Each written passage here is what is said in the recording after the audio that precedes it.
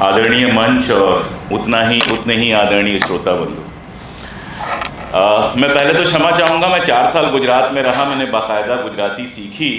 अभी भी गुजराती में पढ़ लेता हूँ। आप जितनी भी स्पीड से बोलेंगे या गाएंगे मैं समझ लेता हूँ, लेकिन बोलने की प्रैक्टिस ऐसी छूटी कि अब दिक्कत होती है, वरना शायद मैं गुजराती में ही आपसे बात कर पाता, तो मैं उसके लिए क्षमा चाहता हूँ।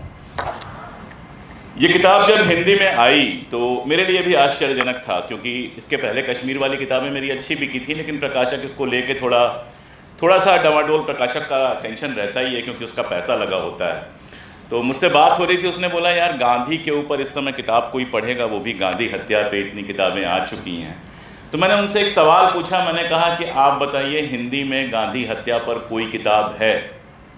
और वो हिंदी के सबसे बड़े प्रकाशक हैं, राजकमल प्रकाशन, जो लोग परिचित होंगे। ही वह शब्द बोले, अशोक यार तुम सही कह रहे हो, हिंदी में गांधी हत्या पर कोई किताब नहीं। मैं ये बात क्यों कह रहा हूँ? मैं ये बात ये बताने के लिए नहीं कह रहा हूँ कि उसके बाद किताब आई और खूब बिकी, वो तो सब लोग जानते हैं। मैं ये बात इसलिए कह रहा हूँ कि बहुत सारी चीज़ें हमने हल समझकर छोड़ दी।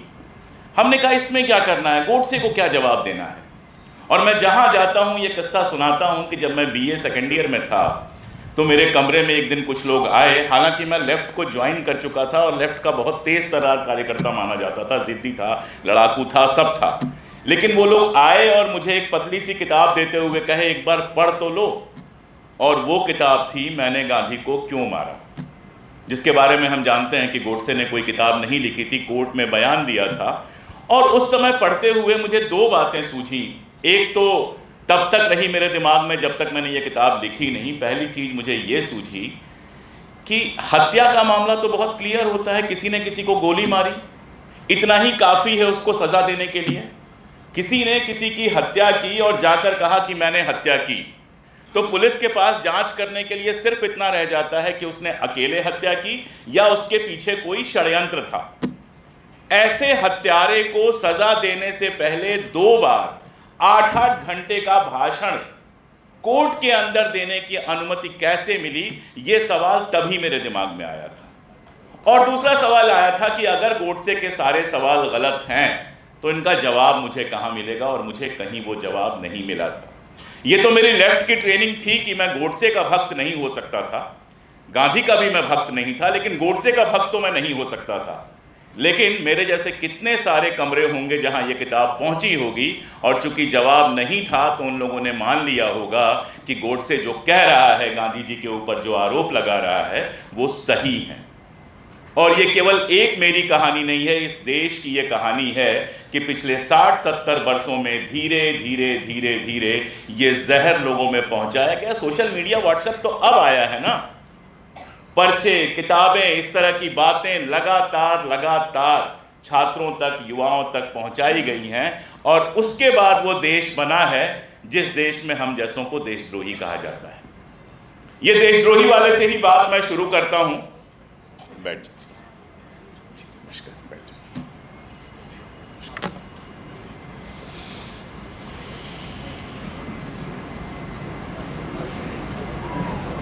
पिछली बार गोहिल साहब से मुलाकात हुई तो हम लोग एक ही मंच पर थे। जी नमस्कार। मैं देशद्रोही वाले से बात शुरू करता हूं। देशद्रोही हम हैं। मैं इस बात को लेकर जरा सा भी ये नहीं कहता हूं कि मैं देशद्रोही नहीं हूं या कोई लॉजिक नहीं देता हूं। मैं देशद्रोही हूं, लेकिन इंडिया दैट इज भारत का मैं देशद्रोही नहीं हूं। संविधान से चलने वाले भारत का मैं सच्चा नागरिक हूं, क्योंकि 49 साल की मेरी उम्र हो गई। मैंने संविधान का कोई नियम अगर तोड़ा होगा तो अनजाने में टूट गया होगा, जानबूझकर मैंने नहीं तोड़ा। मैंने वोट दिए हैं, मैंने अपने नेताओं से आकांक्षा की है, मैंने अपनी जनता के हक की आवाज उठाई है। तो मैं भारत दैट इज इंडिया का कतई देशद्रोही नहीं हूं। मैं उस देश का देशद्रोही हूं जिसका सपना सावरकर और गोडसे देखते थे। जिस तरह का देश वो बनाना चाहते थे, मैं उसका द्रोही हूं। और जब तक हमारी सांस रहेगी तब तक हम उसके द्रोही रहेंगे, क्योंकि वो देश जनता का द्रोही है। वो देश केवल मुसलमानों के खिलाफ नहीं है। एक बात हेमंत सर ने की, वहां से कुछ मिल जाता है हमको। गांधी की हत्या किसने की? गोडसे ने, जो हिंदू था। लियाकत अली खान की हत्या किसने की? मुसलमान ने, जो मुस्लिम लीग के थे, लियाकत अली खान।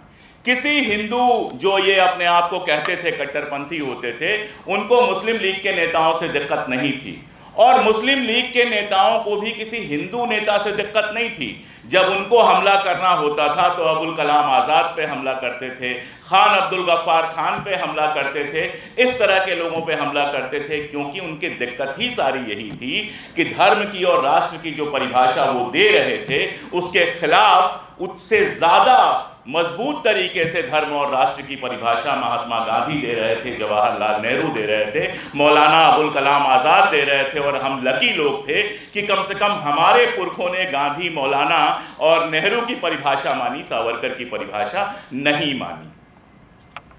ये किताब लिखते हुए 3 चीज़ें मेरे दिमाग में थी। पहली तो मैंने आपसे बताया कि गोडसे ने जो आरोप लगाए हैं उनका जवाब देना। दूसरा, मैं गांधीवाद को समझना चाहता था।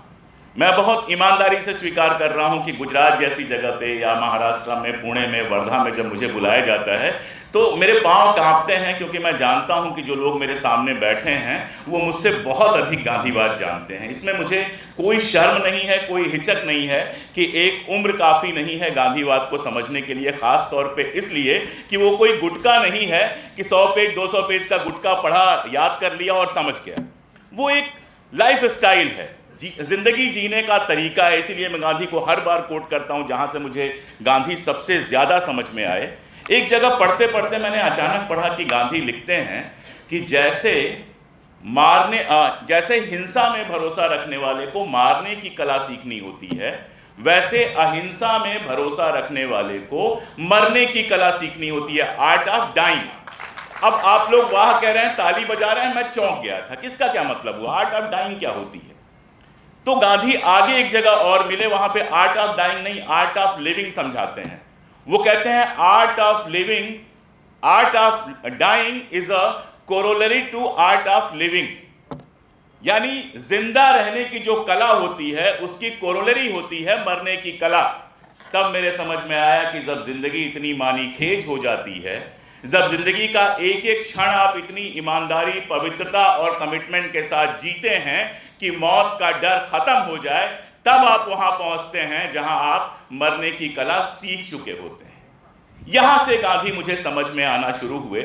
इसीलिए जब इस किताब को अगर आप पलटेंगे और देखेंगे तो मैंने गांधीवाद भी डिस्कस करने की कोशिश की, और गांधीवाद को डिस्कस करने के लिए सबसे आसान तरीका जो लगा वो उनके सबसे बड़े विरोधियों के बरक्स लगातार उनको स्टडी करते चले जाने का। जैसे एक सवाल मैं हर जगह पूछता हूं कि भाई सिंध में कांग्रेस की सरकार थी, जब 1942 के मूवमेंट में कांग्रेस गई, सारे उसके लीडर्स गिरफ्तार हो गए, सरकारों से बाहर निकल आई, सिंध में मुस्लिम लीग को सरकार बनाना था। मुस्लिम लीग के पास सीटें नहीं थी, तो जैसे जयंत जी किसान नेता जो हैं वो चले गए हैं, वैसे ही हिंदू महासभा हमारी चली गई मुस्लिम लीग के पास उसकी सरकार बनवाने के लिए। चलो यहां तक भी मान लिया कि ऊपर से आदेश था, इंकार नहीं कर सकते थे। उसी सिंध के असेंबली में प्रस्ताव आया भारत विभाजन का, सिंध की असेंबली में प्रस्ताव आया भारत विभाजन का। इतना तो आप कर ही सकते थे कि संसद से उठ के बाहर चले जाते कि हम इसमें शामिल नहीं हैं। सिंध की असेंबली में जिस समय भारत विभाजन का प्रस्ताव पास हुआ, हिंदू महासभा के लोग वहां बैठकर देख रहे थे, और ऐसे समझ में आता है कि भारत विभाजन इनके लिए कितना जरूरी था। जब कागजात खंगालते खंगालते मुझे वो कागजात हाथ लगे जिसमें सावरकर और जिन्ना दोनों इस बात पे तैयार थे कि 1942 में जब वार खत्म हो जाता है, जिसकी उम्मीद थी कि अब खत्म हो जाएगा, तो इंडिया को एक डोमिनियन स्टेटस बना दीजिए, 2 हिस्सों में बांट दीजिए, एक हिस्से पे सावरकर साहब का राज चलेगा, एक हिस्से पर राज चलेगा जिन्ना साहब का, और ऊपर अंग्रेज बैठे रहेंगे। आज जो लोग ये सवाल करते हैं कि विभाजन का जिम्मेदार कौन है, उनको ये कागजात दिखाई नहीं देते। विभाजन पे अक्सर बात होती है। मैं चूंकि बहुत छोटे से शहर से, गांव से आया हुआ हूं, तो मैंने बंटवारे बहुत देखे हैं। अगल बगल पता चला कि उनका घर बंट गया, उनका घर बंट गया। और बंटवारों में एक चीज मुझे बहुत साफ समझ आती है कि बंटवारों के लिए बाप अक्सर जिम्मेदार नहीं होते हैं। जब बेटे साथ रहने को तैयार ही न रहों, जब रोज शाम को देखे बाप की बेटों के बीच में लड़ाई चल रही है, जब एक दूसरे के बर्तन डिस्टर्ब किए जाएं, एक दूसरे की दीवारें जानबूझ के थकथकाई जाएं कि उसका सोना मुश्किल हो जाए, तो बेहतर यह होता है कि आप अलग हो जाएं। और जब अलग हो जाएं तो आप बाप को जिम्मेदार ठहरा देंगे। तो हिंदुओं और मुसलमानों के बीच में ये स्थितियां जिसने क्रिएट की कि उन्होंने साथ रहने से इनकार कर दिया, वो विभाजन के जिम्मेदार हैं या वो गांधी जिम्मेदार हैं, जो उस समय सबसे शानदार सिद्धांत दे रहे थे जो आज भी बहुत काम का हो सकता है। उनका सेकुलरिज्म बहुत सिंपल सा मेरे समझ में आया। उन्होंने कई जगहों पे ये कहा है कि जहां जो बहुमत में है वो अल्पमत वाले की रक्षा करे, और ये कह रहे हैं 1947 के पहले, जहां कुछ जगहों पे मुसलमान बहुमत में है, कुछ जगहों पे हिंदू बहुमत में है। इसीलिए नोआखली जब जाते हैं और नोआखली में वहां का मुस्लिम लीग का नेता और वहां के पुलिस ऑफिसर जब मिलते हैं तो गांधी उनसे कहते हैं कि तुम्हारे बारे में मुझे खबर मिली है कि तुमने बहुत बदमाशी की है। ये हिम्मत गांधी देते हैं। और वहां पर जब लोग जाते हैं, कहते हैं हम कैंप लगाएंगे, सेवा करेंगे, तो गांधी कहते हैं नहीं, ये सरकार की जिम्मेदारी है कि वहां पर कैंप लगाए, वहां के राहत पीड़ितों को सहायता करे। और वहां जाकर हिंदुओं से कहते हैं, जिसका छोटा छोटा स्क्रीनशॉट निकाल के कहा जाता है कि हिंदुओं से कह रहे थे कि मर जाओ, लेकिन उसके आगे कह रहे थे कि मर जाओ लेकिन अपनी जमीन मत छोड़ो।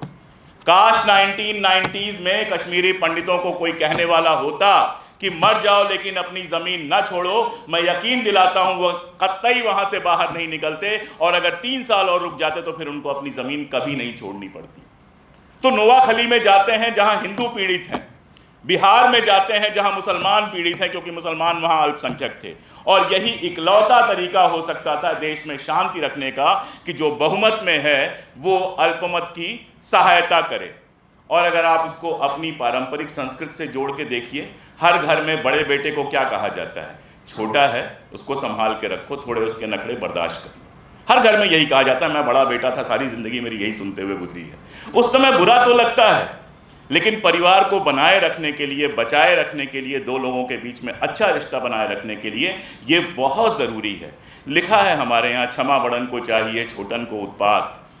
रहीम ने लिखा, का रहीम भृगु को भयो जो का रहीम हरि को भयो जो भृगु मारो लात। भृगु ऋषि ने हरि को जब लात मार दी थी, भगवान ने माफ़ कर दिया था। और यही हमारे यहाँ है कि जो बड़ा है छोटे को माफ़ कर दे, यही गांधी कह रहे थे। तो गांधी मुझे हमेशा लगता है कि कभी मुझे वो बहुत बड़े इंटेलेक्चुअल नहीं लगे। निश्चित रूप से चाहे वो मार्क्स हों, चाहे वो डॉक्टर अंबेडकर हों, इवन नेहरू हों, ये सारे लोग गांधी से ज़्यादा पढ़े लिखे थे। लेकिन तब समझ में आता है कि सिर्फ पढ़ने लिखने से सब तय नहीं हो जाता है। कई बार जीवन को इतनी गहराई से जीना, अपने लोगों से इस तरह से जुड़े रहना आपको ज़्यादा बड़ा बनाता है। मैं एक बात पे हमेशा सोचता हूं कि उस आदमी के पास कितना समय था। आप सभी लोगों ने गांधी बाग में आज नहीं कल पलटा होगा। आप गांधी बाग में पलटते जाइए, 98 खंड हैं उसके, 60% कम से कम उसका चिट्ठियों से बना हुआ है, और उस 60% की कम से कम 50% चिट्ठियां आम लोगों के। एक लड़की ने उनको पत्र लिखा कि मैं पढ़ी लिखी हूं, 12वीं पास हूं, और मेरे पिता मेरी शादी जो है वो एक अनपढ़ से करना चाहते हैं। आप कल्पना कीजिए, देश की आज़ादी में लगा हुआ इतना बड़ा नेता, एक सामान्य सी लड़की का ये पत्र आता है, और उस पत्र का जवाब देते हैं। उनके पिता को पत्र लिखते हैं कि तुम्हारी बेटी पढ़ी लिखी है, अनपढ़ से उसकी शादी क्यों कर रहे हो। किसी किसान का पत्र आता है कि मेरी गाय बीमार है, किसी का पत्र कुछ आता है, और गांधी सबको जवाब देते हैं। हमारी हिंदी में इसके लिए एक शब्द है, जन संग ऊष्मा। लोगों के साथ जुड़ के जो आपको एनर्जी मिलती है, वो जो नॉलेज देती है, गांधी उसके ज़बरदस्त एग्जाम्पल हैं। आप कल्पना कीजिए, आज अपने इलाके के एमएलए को भी अगर आप पत्र लिखिए तो जवाब मिलने की संभावना कितनी होती है, ये हम सब जानते हैं। और गांधी जो देश दुनिया की समस्याओं में लगे हुए थे, इन सारी चीज़ों का जवाब देते थे। यहाँ से मुझे समझ में आया कि गांधीवाद का एक मतलब तो सीधा सीधा ये हो सकता है, अपनी जनता से जुड़ाव। अगर आप अपनी जनता से जुड़े नहीं हैं, उसके सुख दुख में शामिल नहीं हैं, अगर आप उसके साथ लगातार बात नहीं करते हैं, तो आप ना जनता को समझ पाएंगे और ना गांधी के रास्ते पे चल पाएंगे। और यहाँ मुझे भगत सिंह याद आते हैं। भगत सिंह का आखिरी दौर याद आता है। भगत सिंह के जेल जाने के बाद लिखे हुए जितने लेख हैं उनको आप पढ़ लीजिए। वो हर जगह यही कहते हैं कि आपको जनता के बीच में जाना होगा, मजदूरों के बीच में जाना होगा, किसानों के बीच में जाना होगा, और व्यक्तिगत जो वीरता का पूरा सिद्धांत लेकर वो चले जीवन भर, वहाँ पे टूटता नजर आता है। वहाँ मुझे लगता है कि अगर भगत सिंह जिंदा रह गए होते तो शायद गांधी और भगत सिंह भी कभी करीब आ पाए होते।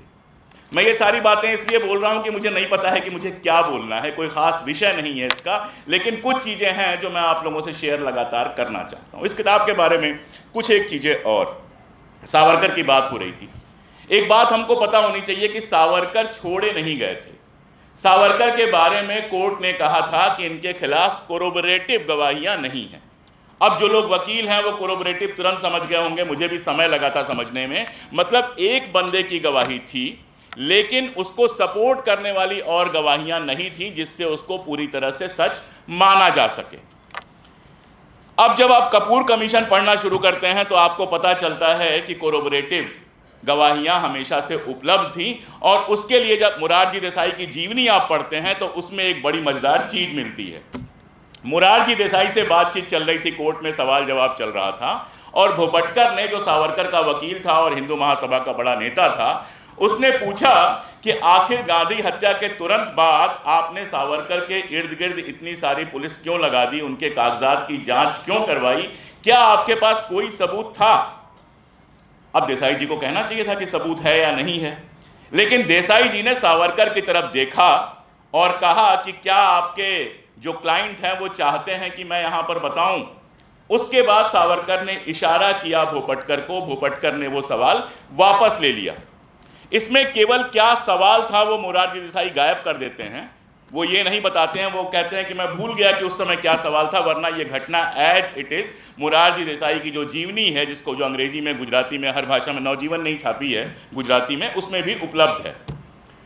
अब उस समय टाइम्स ऑफ इंडिया का एक पत्रकार था, और उस जमाने के पत्रकार आज के पत्रकारों जैसे नहीं होते थे, तो उसने इस पूरी घटना को अपने अखबार में रिपोर्ट किया। संयोग से टाइम्स ऑफ इंडिया की फाइल जब मैंने खंगालनी शुरू की तो वो भी मुझे मिल गया। अब आप सोचिए कि मुरारजी देसाई आखिर सावरकर से क्यों पूछते हैं कि बताया जाए कि ना बताया जाए? इसका जवाब मिलता है सर कपूर कमीशन की रिपोर्ट में। कपूर कमीशन की रिपोर्ट में पता यह चलता है कि सावरकर के जो सचिव थे और जो अंगरक्षक थे, दोनों से पूछताछ हुई थी, और दोनों ने वही डेट्स बताई थी गोडसे और सावरकर के मुलाकात की और बाकी सारी चीज़ों की, जो बिंबा ने, जो पहली गवाह थी, उसने बताया था, और जो सरकारी गवाह था उसने बताया था। अब आप सोच के देखिए, सरकारी गवाह की गवाही, बिंबा की गवाही और उनके अपने अंगरक्षक और सचिव की गवाही उसको कोरोबरेट कर देती, उनको 100% सजा मिलती। एक सवाल मेरे दिमाग में है और मैं इसका उत्तर बिल्कुल नहीं जानता कि मुरारजी देसाई, जो उस समय बंबई प्रांत, जिसमें गुजरात और महाराष्ट्र दोनों था, जिसके गृह मंत्री हुआ करते थे, उन्होंने ये बात क्यों छुपाई, आज तक मेरे समझ में नहीं आता है। कई सारी चीज़ें इतिहास की होती हैं। मुरारजी देसाई का एक शानदार रोल रहा है इस देश की आज़ादी में। मुरारजी देसाई एक बड़े नेता रहे हैं, मैं उनके ऊपर कोई लांछना नहीं लगा रहा, लेकिन ये सवाल तो है कि आखिर कोर्ट में उन्होंने ये बात क्यों नहीं बताई। वैसे ही जैसे ये सवाल है कि गोडसे जब पुणे में खड़ा होकर कह रहा था कि मैं गांधी को 100 बरस जीने नहीं दूंगा, उनकी हत्या कर दूंगा, और हिंदू महासभा के एक नेता ने ये बात कांग्रेस के एक नेता को बताई। उस कांग्रेस के नेता ने महाराष्ट्र सरकार को पत्र लिखा, जिसके गृह मंत्री मुरारजी देसाई थे, और बाला साहब खरे जो थे, जिसके क्या थे वो, चीफ मिनिस्टर हुआ करते थे, वो खेर साहब, सॉरी खरे नहीं, खेर साहब, वो चिट्ठी कहां चली गई ये किसी को नहीं पता है। कपूर कमीशन ने जब जांच शुरू की, उसने पूछा तो वो चिट्ठी ही नहीं मिली।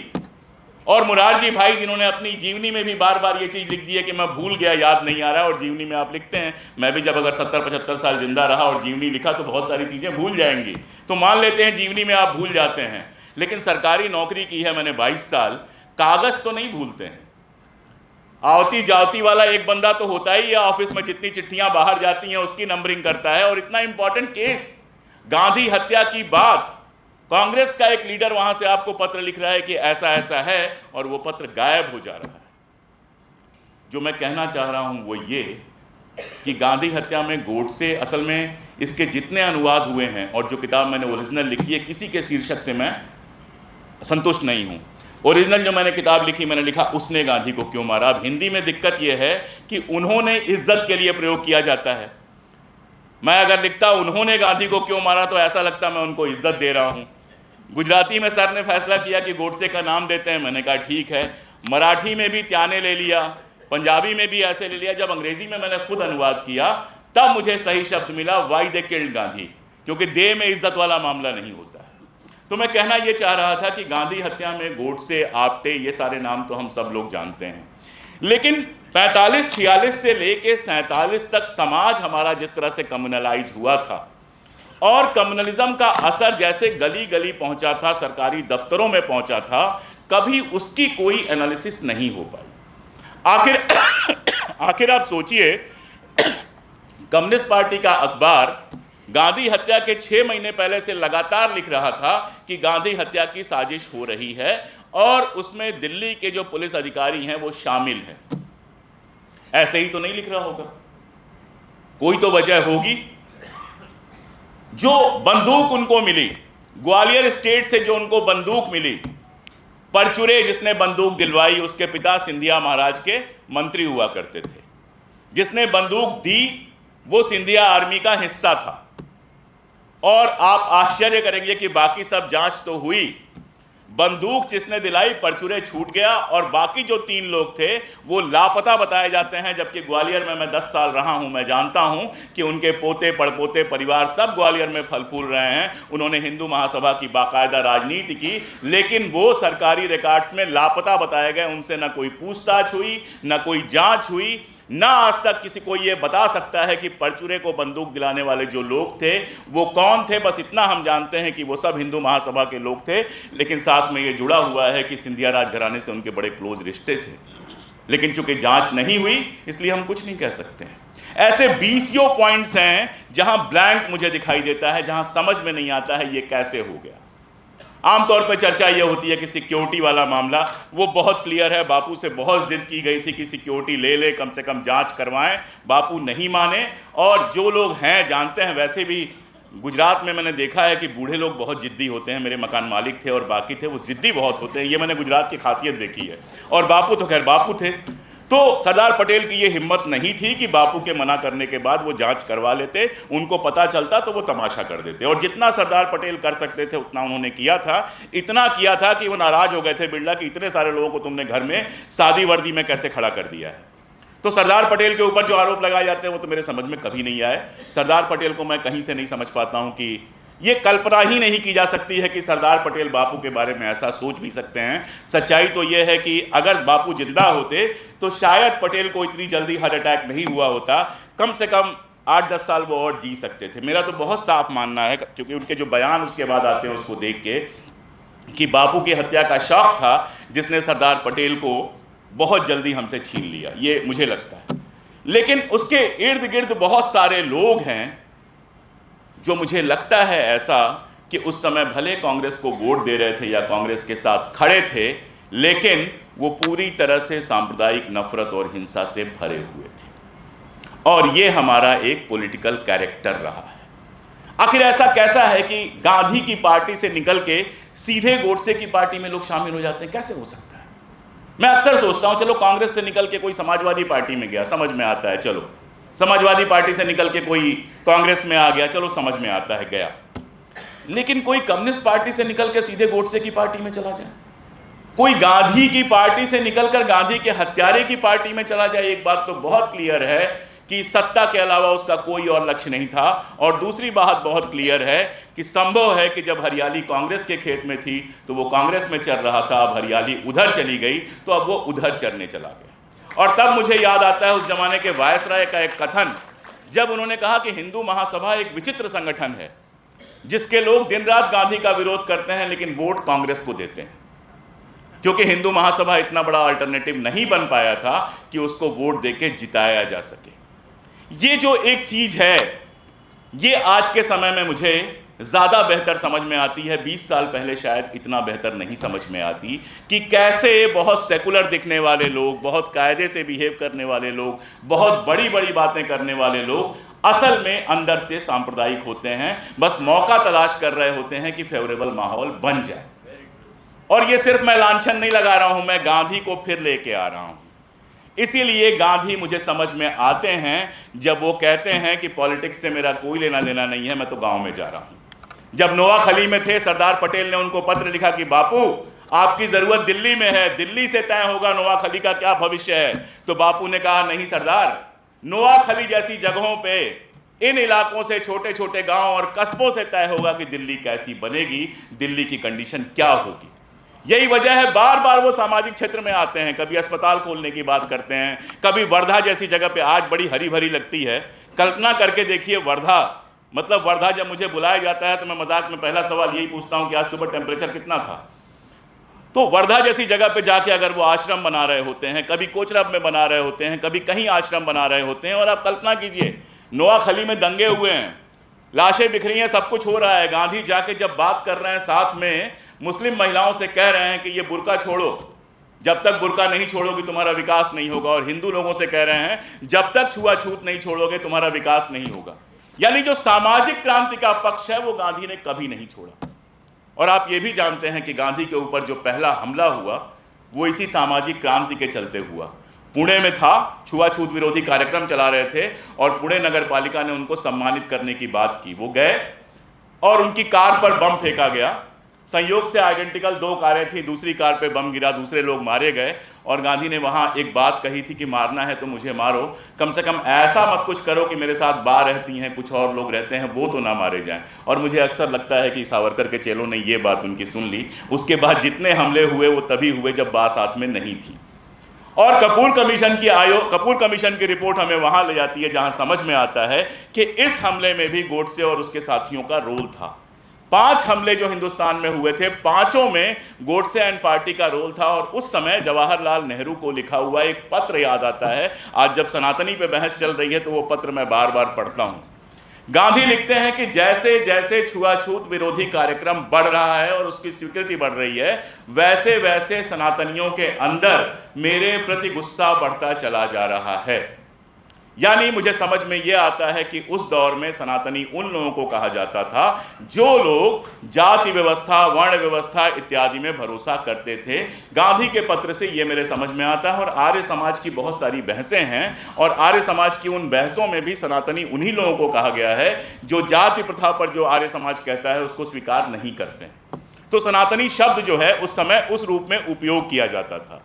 और यहां मॉडल खड़ा करते हैं, एक ऐसा मॉडल जिसमें उनको रोज मंदिर जाने की जरूरत नहीं पड़ती है, एक ऐसा मॉडल जिसमें उनको मुसलमानों से या ईसाइयों से नफरत करने की जरूरत नहीं पड़ती है। और मैं यहां बिना हिचक के कह रहा हूं कि गांधी का अगर सबसे बड़ा कंट्रीब्यूशन, पॉलिटिकल कंट्रीब्यूशन कोई है तो वो इंडियन टाइप ऑफ सेकुलरिज्म जो उन्होंने पेश किया, जिसके लिए नाम दिया गया सर्वधर्म समभाव। ये मेरा मानना है कि ये गांधी का सबसे प्रैक्टिकल और सबसे शानदार पॉलिटिकल योगदान था। समभाव का जो मामला है वो वहीं से आ जाता है कि ठीक है, सारे जहां से अच्छा हिंदुस्तान हमारा, ये कह के हम पाकिस्तान से लड़ने नहीं जाते हैं, ये तो खुद को खुश करने के लिए कहते हैं। लेकिन जिस क्षण हम कहते हैं हमारा धर्म सर्वश्रेष्ठ है, जहां हम कहते हैं हमारा धर्म सर्वश्रेष्ठ है, इसका अर्थ निकल के आता है कि बाकी सारे धर्मों में खोट है। जहां हम कहते हैं इस्लाम इकलौता शानदार मजहब है, इसका मतलब इस्लाम के अलावा बाकी सब बेकार है। आज फलस्तीन और इजराइल में जो कुछ हो रहा है वो इजराइल की इसी जिद के कारण तो हो रहा है कि हम गॉड के चूजन लोग हैं, हमारे अलावा जितने हैं सब बी ग्रेड के लोग हैं। या हिटलर ने जो किया वो यही तो था, आर्य श्रेष्ठता का दम भी तो था। वहां वो सर्वधर्म समभाव की बात करते हैं कि भाई तुम अपना धर्म रखो, मुझे अपना धर्म रखने दो, मैं अपने तरीके से पूजा करूं, तुम अपने तरीके से पूजा करो। जब हम साथ में मिलें तो साथ मिलके चलें, धर्म के नाम पर एक दूसरे से नफरत नहीं करें।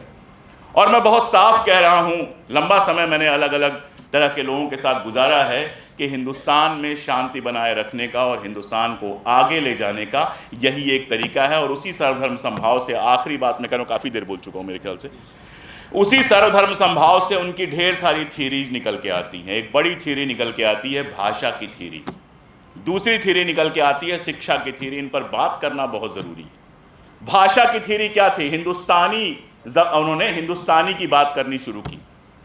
जो गोडसे ने लिखा है, गांधी के खिलाफ बोला है, उसमें हिंदुस्तानी पर भी हमला किया है, मानो हिंदुस्तानी जो हो वो उर्दू हो या मुसलमानी कुछ हो। हिंदुस्तानी एक ऐसी भाषा थी जिसमें हम और आप बात करते हैं। जब कोई गुजराती किसी मराठी से हिंदी में बात करे तो मैं कहूँगा वो हिंदुस्तानी में बात कर रहा है, क्योंकि दोनों जो हिंदी बोलेंगे उसमें गुजराती के भी शब्द आएंगे, मराठी के भी आएंगे। और चूंकि उर्दू और फारसी के शब्द मराठी और गुजराती में रच बस गए हैं तो वो भी आएंगे। यही हिंदुस्तानी थी जिसमें सभी भाषाओं के शब्द फ्लो में आते थे और जिसकी बात गांधी लगातार कर रहे थे और जिसके खिलाफ जो हिंदू महासभा थी वो लगातार शुद्ध हिंदी की बात कर रही थी। हालत ये थी कि सावरकर साहब ने एक नई मराठी बनाई जिसमें मराठी से चुन चुन के सारे उर्दू और फारसी के शब्द निकालने शुरू कर दिए। ये बात अलग है कि आज भी जो मराठी बोली जाती है उसमें आपको उर्दू और फारसी के ढेर सारे शब्द मिल जाते हैं। आपके यहाँ भी मिल जाते हैं, आपके यहाँ तो अंग्रेज़ी के भी मिल जाते हैं। आप लोग अंगूर को द्राक्ष कहते हो, वो संस्कृत से आता है। छुट्टी लेते हो, जब मैं नया नया आया तो आज ये रजा से सुना तो मैंने कहा ये रजा क्या होती है। रजा तो उर्दू में मानने को पता लग, रजा छुट्टी के लिए उपयोग की जाती है। तो भाषा ऐसे ही बनती है और गांधी भारत में बनी हुई इस भाषा की प्रवृत्ति को समझ रहे थे। और शिक्षा की बात देखिए, जो आदमी कहता है धर्म को राजनीति से अलग नहीं कर सकते, वो आदमी कहता है कि धार्मिक शिक्षा देना परिवारों का काम है, स्कूल का काम नहीं है। और स्कूलों में किसी भी तरह की धार्मिक शिक्षा के लिए वो मनाही करता है, ना इस्लामिक शिक्षा के लिए, ना हिंदू धर्म की शिक्षा के लिए, क्योंकि वो चाहता था कि बच्चों की जो कोरी स्लेट है उस पर सर्वधर्म संभाव लिखा जाए, कोई एक धर्म ना लिखा जाए। और हमने क्या किया, हमने शिक्षा और धर्म को इस तरह से जोड़ दिया कि 8वीं पास करते करते हमारा बच्चा कुछ और बन पाए या ना बन पाए, हिंदू और मुसलमान जरूर बन जाता है। गांधी जिस तरह का देश बनाना चाहते थे और सावरकर जिस तरह का देश बनाना चाहते थे, उसमें सिर्फ एक फर्क मैं हमेशा कहता हूं, एक हंसता हुआ देश और एक क्रोधित देश। इसीलिए गांधी के राम हंसते हुए मुस्कुराते हुए अपने स्मित के साथ हैं और सावरकर के राम ऐसा लगता है हमेशा गुस्से में हैं। अरे जीत ली लंका, सीता जी को लेते आए, अब तो आराम से रहो। हमारे राम कौन से होंगे? हमारे राम हो सकते हैं बचपन के राम, मुस्कुराते होंगे। हमारे राम हो सकते हैं युवा राम, जिनको अपनी पसंदीदा महिला यानी सीता मिल गई। आप लोग यहाँ क्या कहते हैं, लाड़ी वाड़ी गाड़ी कहते हैं ना, तो सब मिल गया तीनों, उसके बाद तो राम मुस्कुराएंगे। लेकिन आपके राम तो हमेशा गुस्से में होते हैं, हमेशा ऐसे लगता है सामने शत्रु है। जीवन में एक ही तो युद्ध किया था उन्होंने, वन गमन भी किया तो हंसते हंसते किया, वन में रहे, यही तो राम की खूबी है। पिता की बात मान के वन में भी रहे तो हंसते हंसते रहे, पिता से शिकायत नहीं की। युद्ध किया तो उसमें भी मानवता को बचाकर रखा। मरे हुए रावण के सामने लक्ष्मण को भेजा कि जाओ ज्ञान प्राप्त करके आओ। एक भी अनैतिक काम नहीं किया पूरे युद्ध में जीतने के लिए। तो जो आदमी कोई अनैतिक काम नहीं करेगा वो क्यों गुस्से में रहेगा, वो तो मुस्कुराता रहेगा। अनैतिक काम करने वालों को गुस्सा आता है, बहुत ज्यादा गुस्सा आता है। आपने राम की गुस्से वाली छवि दी। गांधी के जो राम है वो मुस्कुराते हुए राम है। गांधी के जो राम है वो मर्यादा पुरुषोत्तम है। आपके जो राम है वो क्षत्रिय वीर हैं सिर्फ। और मैं तो हमेशा पूछता हूं कि राम के समय तो कोई मुसलमान था ही नहीं। अगर जाति के आधार पर लड़ाई की बात हुई तो उसको कह दीजिए ब्राह्मणों और क्षत्रियों के बीच की लड़ाई थी। राम क्षत्रिय थे, रावण ब्राह्मण थे। और जिसमें यूज किया गया आदिवासियों को, बाकी सबको, जो आप मान सकते हैं जो जंगल के और बाकी सारे लोगों को, इस तरह की कोई थ्योरी बना लीजिए, मुझे कोई दिक्कत नहीं है। हालांकि मैं मानता हूं कि इस तरह की थ्योरी बनाना भी अपने आप में कोई बहुत होशियारी का काम नहीं है, लेकिन बनाना है तो बना लीजिए। मुसलमान कहां से आ गया राम के खिलाफ? राम के जमाने में तो इस्लाम पैदा भी नहीं हुआ था, आपने मुसलमान को सामने लाके खड़ा कर दिया। आपको हमेशा हर जगह एक दुश्मन चाहिए ताकि आप तलवार चलाते रहें, और जहां मुसलमान ना मिले हेमंत शाह को बना दो। यही तो हो रहा है। किसानों को बना दो। आप बताइए, किसान दिल्ली आ रहे हैं, क्या संसद पे हमला करने के लिए आ रहे हैं? अपनी मांग नहीं तो आ रहे हैं। और आज भी हमारे संविधान में ये तो लिखा हुआ है कि हम शांतिपूर्ण प्रतिरोध कर सकते हैं। आपने कीलें लगा दी, पत्थर लगा दिया, जाने क्या क्या लगा दिया। ये क्या है? ये शक्ति प्रदर्शन के अलावा और क्या है? मैं दावे के साथ कह रहा हूं कि हम लोग तो बहुत विरोधी लोग हैं, ज़्यादातर लोग। अगर मान लीजिए नरेंद्र मोदी जी आ जाएं तो क्या हम उनके ऊपर हमला कर देंगे? प्रधानमंत्री हैं वो, सबके बावजूद हम सब नमस्कार करके स्वागत करेंगे। और अगर बात करने को ऑफर करें तो हम पूरी रात बैठ के बात करेंगे। तो अभी भी देश में इतनी दुश्मनियां तो नहीं हुई हैं कि बात ना हो सके। लेकिन आपको हमेशा दुश्मन चाहिए, क्योंकि दुश्मन के खिलाफ लोगों को एक करके, एक कॉमन दुश्मन के खिलाफ एक करके आप उनसे जितना जहर चाहो उतना जहर भर सकते हो। जब आप सर्वधर्म संभाव कहोगे तो आपको लगातार जहर का विमोचन करना पड़ेगा, जहर को हटाना पड़ेगा। एक ऐसा समाज बनाना पड़ेगा जो आपकी गलती पकड़ पाएगा। एक शांत समाज में यह सवाल पूछा जाएगा कि रोजगार कहां गए। एक शांत समाज में यह सवाल पूछा जाएगा कि भाई सीटें 400 पार तो ठीक है, ये लहसुन कैसे 400 पार हो गया। ये एक शांत समाज में पूछा जाएगा, जहां शांति होगी। जहां आप हमेशा गुस्से में रहोगे वहां क्या होगा? पत्नी कहेगी लहसुन 400 पार चला गया, आप कहोगे यहां देख रहे हो धर्म खतरे में है, तुमको लहसुन की चिंता पड़ी हुई है, लहसुन का पेस्ट मंगवा लो। यही तो हो रहा है हमारे समाज में। हम इतने गुस्से में हैं कि हमको हमारे बेसिक इश्यूज दिख ही नहीं रहे हैं। हमको ये दिख ही नहीं रहा है कि आप सोचिए, वेतन आयोग आने वाला होता था, उसके पहले से बवाल शुरू हो जाता था। आज संसद में सरकार स्वीकार करती है कि कोई वेतन आयोग नहीं आने वाला है और कहीं कोई दिक्कत नहीं किसी को होती है। आज किसानों को लोग कह देते हैं ये खालिस्तानी है, किसी ने कुछ बोला तो पाकिस्तानी है। मेरे समझ में नहीं आता है कि अगर भारत के अंदर 30-35% लोग खालिस्तानी और पाकिस्तानी हैं तो फिर भारत को ऐसा बनाया किसने है? अभी मैं कहीं था, वहां मुझसे सवाल पूछा जा रहा था, मैंने यही कहा कि मुगलों का राज रहा 300-400 साल, 150 साल से ज्यादा अंग्रेजों का राज रहा, 70-75 साल कांग्रेस का राज रहा और हिंदू खतरे में नहीं आया। ऐसा कैसे हुआ कि हिंदू पार्टी के आते ही हिंदू खतरे में आ गया? तो आसान तरीका है, हिंदू पार्टी को हटा दो, हिंदू का खतरा चला जाएगा। ये जो मैं कहना चाह रहा हूं कि आप जब भी धर्म की राजनीति करेंगे, इस्लाम खतरे में है, हिंदू खतरे में है, ये बात करेंगे, तो दरअसल आप बेसिक इश्यूज से लोगों का ध्यान हटाने की बात करेंगे। इसीलिए गांधी को जब भी आप पढ़ेंगे आपको आपके बेसिक इश्यूज लगातार याद आएंगे। सबसे बड़ा एग्जाम्पल नमक सत्याग्रह। कोई सोच सकता था कि नमक जैसी चीज पे सत्याग्रह हो सकता था? लेकिन जरा सोच के देखिए, इसमें से कोई भी एक आदमी है, चाहे उसका बीपी मेरे जितना हाई हो या मुझसे भी ज्यादा हाई हो या लो हो, जिसका घर बिना नमक के चला जाए? चल ही नहीं सकता है। नमक तो किसी न किसी चीज में पड़ता ही है। 4 दिन बिना नमक की सब्जी खाने के बाद मन करता ही है जरा सा नमक डाल लें। नमक हमारा एसेंशियल कमोडिटी है और सबसे सस्ती चीज है घर में।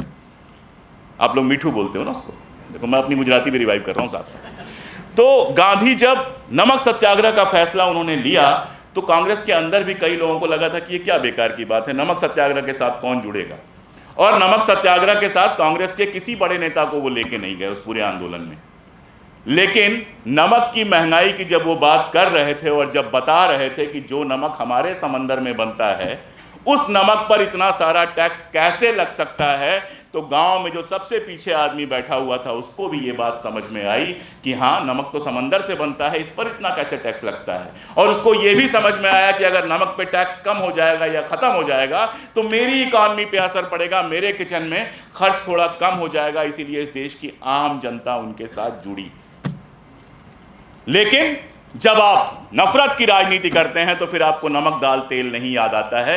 फिर आपको सिर्फ ऐसे इशूज ढूंढने होते हैं जिसमें आप 600 साल पुरानी कोई मस्जिद तोड़ सकें, जिसमें आप किसी को आतंकवादी साबित कर सकें। मैं आखिरी बात जो कर रहा हूं वो 1947 में आपको ले जाके कर रहा हूं। 1947 में देश आज़ाद हुआ और नेहरू के पीछे जनता जिस तरह से थी वो कुछ भी कर सकते थे।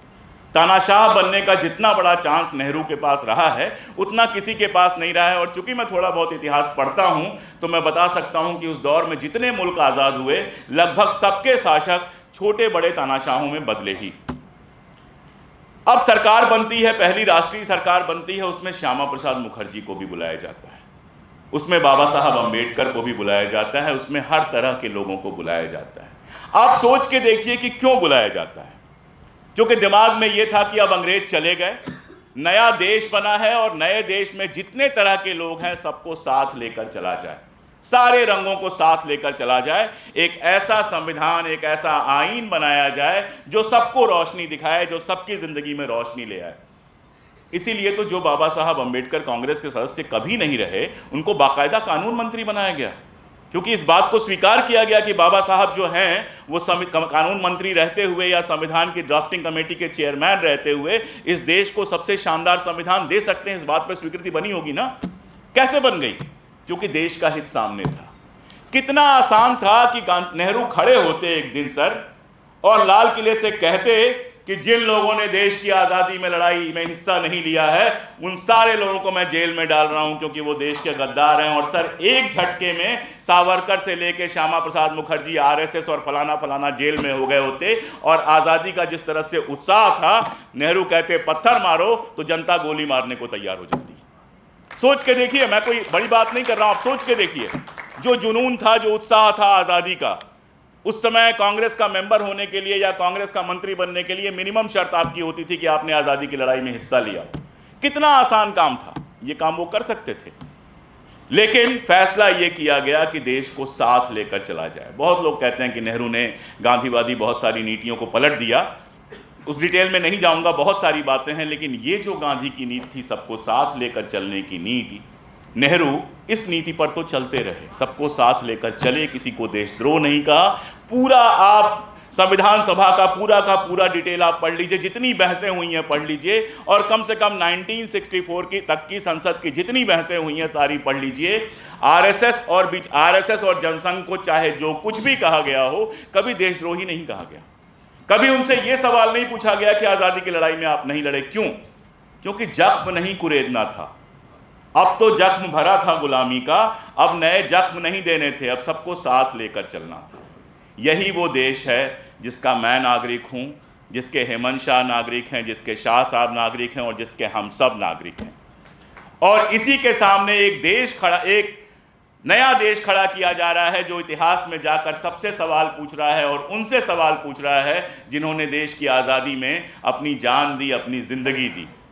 वो जो नया देश बन रहा है, जो अपने पाप छुपाने के लिए उनसे सवाल कर रहा है जिन्होंने इस देश को बनाया है, उस देश के हम सब देशद्रोही हैं, गौरवान्वित देशद्रोही हैं। और मैंने इस किताब में लिखा है कि इतिहास के भ्रष्ट करने का जो प्रयास है उसके खिलाफ मेरा विनम्र सत्याग्रह है। और यहाँ मैं कह रहा हूँ कि ये सत्याग्रह देश की आज़ादी की एक नई लड़ाई का हिस्सा है, जो देश को वैसा बनाने के लिए है जैसा देश हमारे पुरखों ने सोचा था, जो भारत को सर्वधर्म समभाव, संविधान आधारित, सबको साथ लेकर चलने वाला और मुस्कुराते हुए राम का देश बनाने वाला है, जहां लोग मुस्कुराते हुए निकलें, मुस्कुराते हुए लौटें, और जब उनके पॉकेट से पैसा निकाला जाए तो इतना होश उनमें रहे कि खड़े होकर सत्ता से सवाल पूछें कि हमारे पॉकेट से पैसा निकालने की तुम्हारी हिम्मत कैसे है।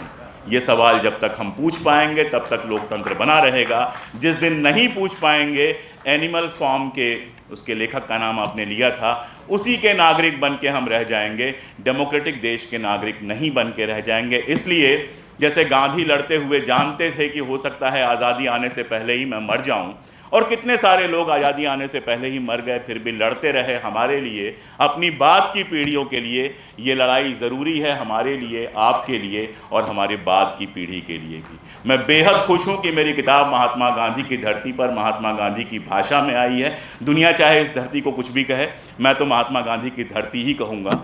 तो उनकी भाषा में ये किताब आई है। मैं बेहद खुश हूँ, हेमंत शाह साहब का आभारी हूँ, और मैं चाहूँगा कल्प वृक्ष प्रकाशन जिसने ये हिम्मत की है, कल्प वृक्ष की तरह ही फलता फूलता रहे, गुजराती साहित्य को समृद्ध करता रहे और लगातार उससे और अच्छी किताबें आती रहें। बहुत आभार।